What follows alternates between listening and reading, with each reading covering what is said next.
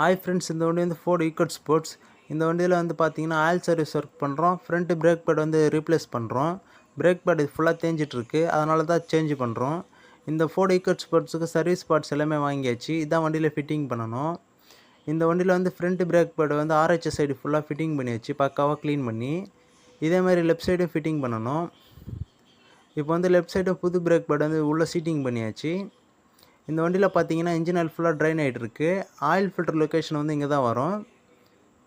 இந்த வண்டி air filter box ஃபுல்லாக க்ளீன் பண்ணி புது ஏர் ஃபில்டர் ஃபிட்டிங் பண்ணியாச்சு. ட்ரைன் ரேட்டு ஃபுல்லாக டைட் பண்ணியாச்சு. ஆயில் ஃபில்டருக்கு வந்து புதுசு ஃபிட்டிங் பண்ணியாச்சு. இந்த ஃபோர்டு ecosportsல வந்து ஏசி ஃபில்டர் லொக்கேஷன் இங்கே தான் வரும். டிரைவர் சைடு தான் வரும், நம்ம பிரேக் பெடல் கிட்ட வரும். புது ஏசி ஃபில்டர் வந்து வண்டியில் ஃபிட்டிங் பண்ணியாச்சு.